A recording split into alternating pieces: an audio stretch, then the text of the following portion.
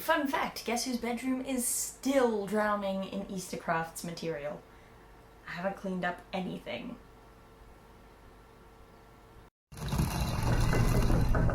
Hello humans, my name is Dael Kingsmill, and today I'm bringing you another fairy tale, which is where Dael tells fairy tales. Boom. It's a clever name, I know. Puss in Boots is great, let's do that! Once upon a time, goodness gracious, there was a miller. I mean, I probably shouldn't have started there, because the miller dies before the story even begins. But this miller wasn't particularly wealthy, and so his 3 sons had to share their inheritance between them. The oldest getting ownership over the mill itself, the second son getting ownership over the donkeys to run the mill, and the third and youngest son getting a cat. That was his inheritance. Look, I know I and several of you watching are probably like, quit complaining, younger son, you got the best part of the deal, but you know, let's go with it as part of the story. But I guess that I can empathize with his plight. I mean, after all, the 2 older brothers were able to make some form of a living out of what they'd earned. If they combined their resources, they could continue running the mill and earning money that way. But with a cat?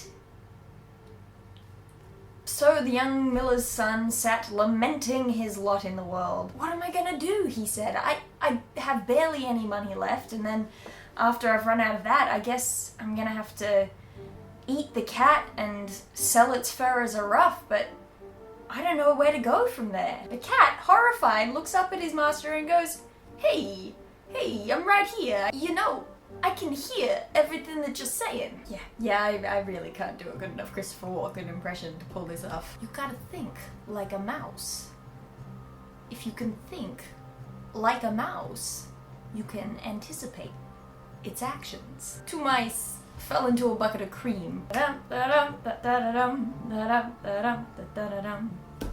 He was a happy cat. Alright, I'm done, I'm moving on, I'm getting out of it. Getting out of the game. So anyway, the cat's like, dude, I am right here, alright? Maybe instead of threatening to eat me, you could buy me some boots with the last of your money, and I could get us both out of this mess. What do you say? The miller's son is somehow not taken aback by the cat's ability to speak, and doesn't think that maybe he should leverage this to earn money as like a traveling show or something. Instead he goes, seems legit, and buys the cat some friggin' boots. So Puss puts on his brand new leather boots and he heads out with a bag, with a little satchel, with a drawstring sack, to go out to a rabbit warren nearby that he knew existed. And what did it do, this clever speaking cat with its brand new boots? It played dead. It stuffed its little bag full of, I don't know, like brambles and flowers and stuff, and then just laid down. Didn't move. Pretended to be dead. And just as Puss suspected would be the case, fairly soon a young and inexperienced rabbit who was unaware of how full of deceit the world is scampered along and thought, oh, there's a dead cat, I'm gonna rummage through his stuff. Deception, disgrace. And quick as a flash, as you might suspect, Puss jumped up and closed the drawstring on the bag as the rabbit was rummaging through its contents. And then, rather unpleasantly, immediately disposed of the poor young thing. Excellent, you may be thinking, he's gotten some food for himself and his master. But no. The cat wasn't gonna stand for that, no. This was not some meager meal to share with the miller's son. This was a prime rabbit catch for the king. That's right, he waltzed off into the city, showed up at the palace and said to the guy at the door, excuse me, I would like to see the ruler of this nation right now, thank you very much. I've got a gift for him.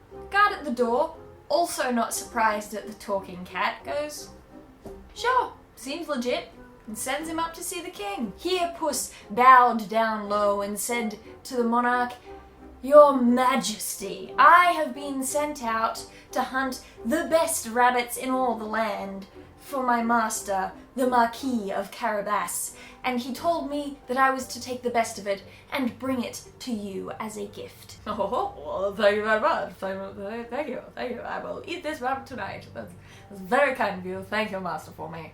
Very good. King also not fazed by the talking cat. Seems legit. He says it accepts the gift of food, cat-hunted food. Could be poisoned or anything. What? This king is... it's fine. Everything's fine. Just trust the cat. Sure, whatever. That's... who cares? Let's be real, I'd trust the cat too. And off Puss trotted back to the miller's son, who I can only assume was a little disappointed that the cat didn't come back with any food for him. Didn't even explain what he was up to the miller's son. Didn't say a damn thing. The cat went on hunting like this, pretending to be dead in its little boots, and catching for himself and his master all sorts of unwary animals, from rabbits to pheasants. Once a week or so, for a couple of months, Puss would show up to the palace and present the king with particularly fine gifts of food, all the while stating that it was a gift from his master, the Marquis of Carabas. On one of these visits, Puss overheard that the king was planning to go out and get some air with his daughter the next day, take a tour around the countryside, you know how it is. And he pounced, if you will excuse my punnage, on the opportunity. And so the next day, Puss managed to convince his master, the young miller's son, to go for a bathe in the river, knowing that this would be along the path that the king and his daughter were taking in their carriage. The young man stripped off his pauper's rags and went off into the river to have a good wash. And while he was distracted, Puss disposed of those clothes neatly underneath a rock where they would never be found again. This cat had a sense of style, remember? He's got them fancy boots. Soon enough, the king's carriage comes along, and Puss, clearing his voice, starts to shout, "Help! Help! Please, anybody help! My master, the Marquis of Carabas!" Recognizing instantly this cat that had been bringing him gifts in the name of the man who was supposedly behind them, the king ordered his carriage to stop. What is it? What is it, my good feline friend? What's wrong? "Oh, my liege, thank you so much for stopping. My master, the Marquis of Carabas, was bathing in the river when bandits, they came, they stole his beautiful clothes. And now I fear that if he remains having to swim for much longer, he will lose his energy and he will drown."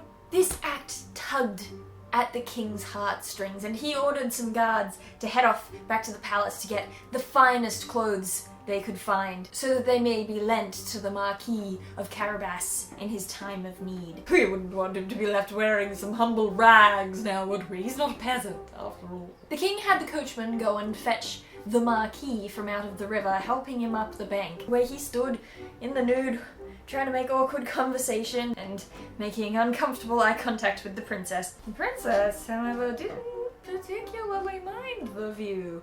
He was a healthy, good-looking young man, and part of me suspects that that was another element to Puss's plan of stealing the poor youth's clothes. "Puss, I am in the nutty. What is going on? Shh, shut up, follow my lead." Finally, once he'd been decked out in some lord's clothes that they happened to have lying around the palace, the miller's son was asked to accompany the king and his daughter on the rest of their trip, and the princess very welcomingly offered to let the young man sit next to her. You know, she didn't mind or anything. And so they went on their way, Puss wandering far ahead of the group. It wasn't too long until the cat encountered a couple of farmers, and he said, who you doing all this farming for?" "Oh," said one of the farmers, well, actually, this big ogre guy came in a couple of months ago. We used to have a very nice lord, but then he was torn to pieces when that ogre turned himself into a lion. Now we're slaving day in, day out, just trying to make enough food to keep his feasts going." Said Puss, nodding sagely. "Well, if anyone else ever asks you who you work for, you will answer that you work for the Marquis of Carabas, or else I will come and I will find you, and I will cut you up into tiny little pieces the size of chopped herbs, and I will turn you into soup."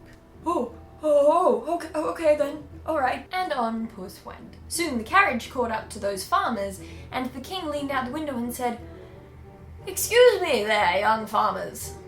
Oh, yes, sir, your majesty, sir, yes. Whose land is this?" We work for... Who was it again? What were we meant to... The Marquis of Carabas, something like that. The king raved for a short time about how successful the Marquis must be, and the young miller's son, not realizing that that was meant to be him, thought he'd better add something to the conversation and said, yeah, it's pretty fertile land and whatever. They do a good harvest and whatnot. Yes, well, congratulations on it, congratulations, said the king. Thanks. I guess it is nice to live in such a prosperous country. I should be congratulating myself on that. That cat with boots on is scary. At length, Puss came upon a grand castle, and he just strutted right on inside because apparently people just let him do that. Little cute putty tat in his little fancy boots. And the felines sat down to have a nice little chat with this ogre fellow. You, sir, he began, have quite a remarkable land here that you control. How exactly did you manage it? Well, wasn't by diplomacy, I'll tell you that much, said the ogre, spitting on the floor. Ah, charming fellow. Yes, I have heard. You can shapeshift, is that the way I hear it? You can turn into anything then? Yep, watch me. And the ogre transformed himself into a huge lion, followed by a bear and a rhinoceros. Puss was honestly a little bit frightened by this, and he arched his back and he jumped up onto the table, hissing. And the ogre turned back, slapping his knee, laughing at the Faerie cat seated in front of him. I got you good! You most certainly did. I'm glad to see you back in your own form. That is certainly an impressive feat, being able to turn into all those huge, terrifying creatures. I can't help but wonder, he said. Is it possible... No, that would be silly. Never mind. No, what? I want to know. I was going to ask whether you can turn into small creatures, you know, like birds or mice. But then I thought, that's stupid. That would be impossible. No one can do that. Just you watch me, the ogre said, and promptly swizzled down into a tiny little rodent.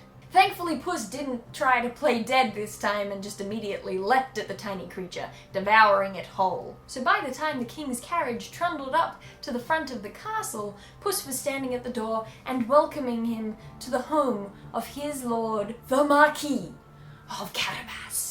Welcome, welcome, he said.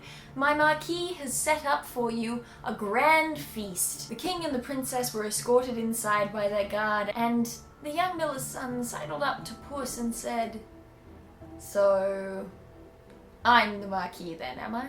Well, duh. And exactly how did you manage to invent an entire lord? It's easy, really. All you gotta do is threaten the right people. Right, and the castle? Don't you worry about that. The owner is definitely not coming back for it. I'm not even gonna ask. That's the spirit, kid. You're learning. Stick with me. You'll go places. Just one more thing. Yeah? What exactly did you need the boots for? Oh, that?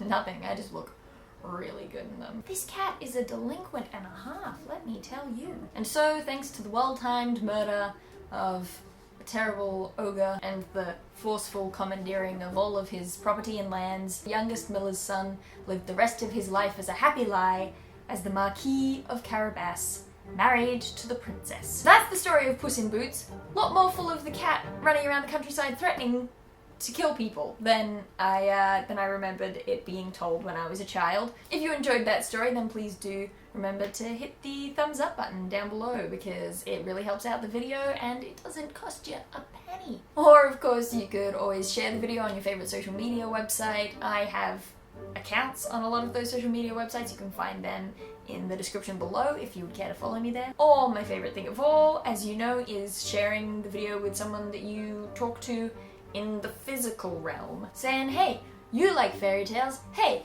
you liked that Puss in Boots movie when you were a kid, check this video out. If you haven't already, you can subscribe to my channel. I make new videos here every single week. Every second week is a storytelling video like this one, sometimes fairy tales, sometimes mythology, those sorts of things. This shirt, if anyone is interested, came from the Level Up Loot Crate for Versus.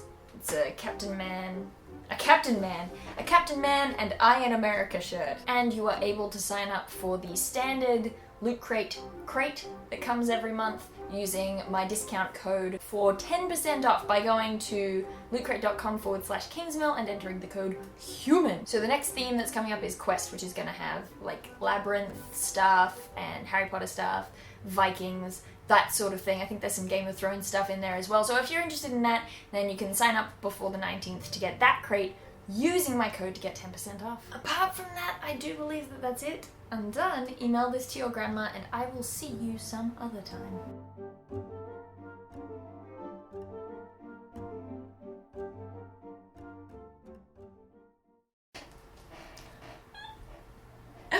Hello.